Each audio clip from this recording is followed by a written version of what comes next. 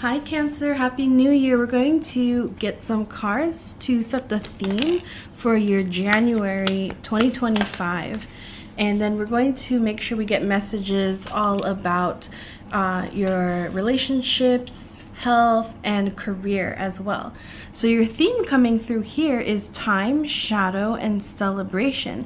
The first message that I'm receiving is that it's time that you're reaching this point of fully understanding and incorporating, embracing, and integrating your shadow. And it's like a great time to celebrate this milestone as well, because this is unlocking a lot for you going forward, unlocking the ability to realize certain dreams, certain other milestones in life that this shadow was holding you back from before. So I want to get some tarot cards to get more information on how this is going for you in January. Maybe things you can look out for, specifically things you can keep in mind as you continue working through your shadow, and most importantly, celebrating this huge achievement that you've probably been working on internally for a while already. I'm getting a very specific message. This might only ring true for a few people, but for example, if you've been trying to make an addition to your family by like having children or adopting children, bringing children into your family life, there's something to do with healing a shadow from your past, your inner child, that is now allowing you to be able to work towards that new milestone. I felt this message when I first started reading. I felt it was a little specific, and then when I saw the wow as I was shuffling your tarot cards, I remembered that upside down of wow is mom. So if you are trying to become a parent, that was just an extra confirmation that I needed to share that message for those of you who are. And congratulations to you. There's so much celebration. You kind of reaching this pinnacle point with understanding and illuminating your shadow, a shadow side to your past, is cause for so much celebration. And the celebration might come in forms of like blessings coming into your life. So kind of keep an eye out for understanding the blessings that are coming to your life in that way. So you're next getting Three of Vessels, Wheel of Fortune. So Three of Vessels in reverse, Wheel of Fortune, and the 10 of Blades. Amazing that you have the finish line here and celebration. And the 10 of Blades is often a completion of something that is mentally or emotionally difficult, like resolving something to do with your shadow. So that's really ringing true again here. Wheel of Fortune is also about timing. You have a compass here, and then you have the pocket watch here.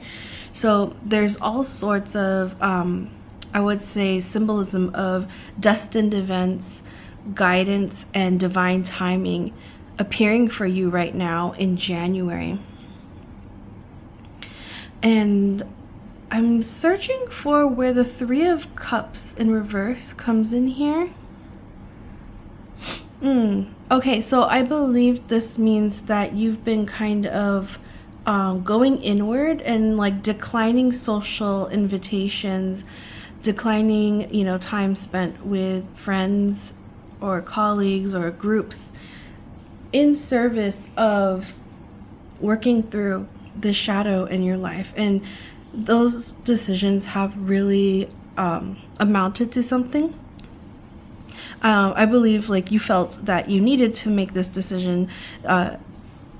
It wasn't a matter of choice. It was definitely a need. And good for you for standing up for your need to prioritize yourself and recognizing the need to work through this, because you finished it now.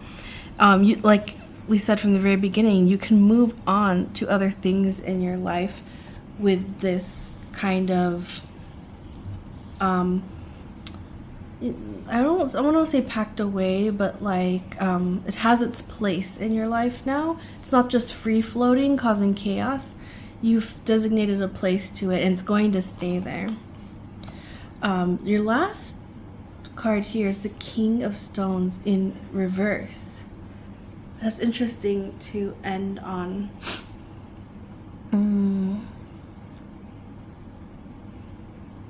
King of Stones in reverse.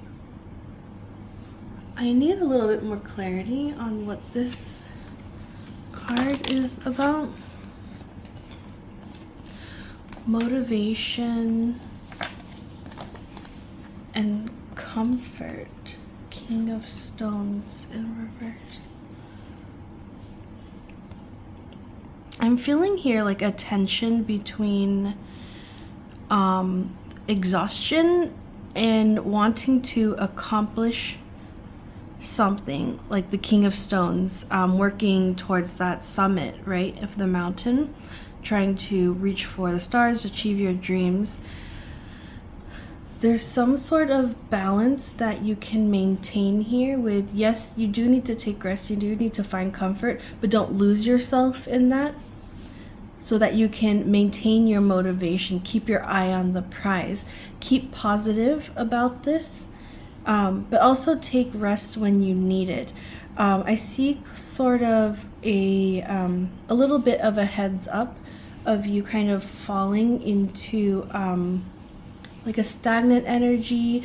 It's almost like a dispirited energy, getting a little too comfortable where you are.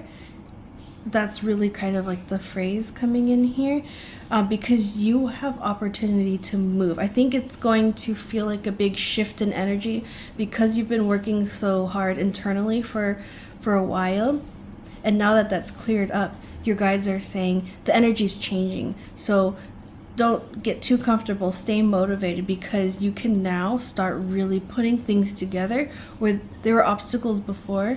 Now you can really start putting things together for, say, your career. So that brings me to the career card I want to pull for you. I'm going to pull from my deck here some advice on your career or studies, wherever you're at. Animal companionship. Share space with an animal energy. Interesting, it's landing on the shadow with the panther also. So for some people, if you are like studying to become like a vet or to work with animals, this is really supported here. But for other people, kind of like giving yourself compassion and self-care. Taking time out, not losing your work-life balance is the main message coming in here for your career or studies. So it's a little bit similar to what was coming in here, keeping the balance, not getting too comfortable, but also not denying yourself like the pleasures of connecting to others in your life. And it's funny that it's landing on the Three of Vessels in reverse, which is all about like friend groups or peers, or social groups, and it's encouraging you to instead focus more on the animal companionship in your life and share the energy there. It's going to keep you a little bit more balanced in January. Let me also get you a card here for relationships. Let me just keep shuffling. Advice for Cancer relationships. All is well, number 12. So the message I feel here is that see things for what they are in front of you. You might get a little bit in your head with wanting to like overanalyze or like overly work on the relationship. Your advice here is to just kind of like let it be. Don't touch it. Don't fuss with it. Your relationships, all is going well, and just kind of like enjoy the moment and not getting in too much of a worrying about the future for now. It's really your advice for January is to embrace the moments that you have right now within your relationships. All is just fine. I want to get you a life path message next. Ooh, so I'm just going to take this top card. Candle Magic number 2. Interesting. I'm getting a feeling here about like setting a course for your passion, for your dreams, lighting the way for yourself. If anyone is Catholic, I'm getting the imagery of somebody going into a cathedral and lighting candles and making prayers. There's something supported here through your guides coming through to kind of make that a practice for yourself. It's almost like making a manifestation or a vision board. Kind of making a ritual for yourself sets the path for success, for your life path. This was your life path card, and I love that it's a spiral, but spirals generally represent spiritual growth.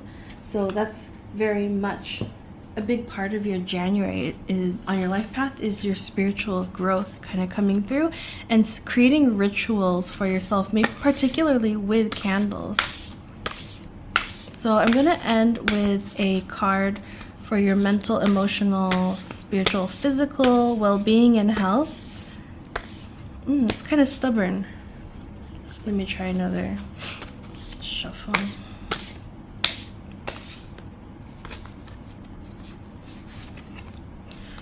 Water, experiencing the healing power of water, number 9. And I love this because you are a water sign and we do see a full moon here. So your recommendation is to spend time with water, around water, or in water, especially during the full moon. There's going to be like some energetic recharging properties happening then that are going to be beneficial for your physical, mental, emotional, and spiritual well-being, kind of putting all of that into harmony.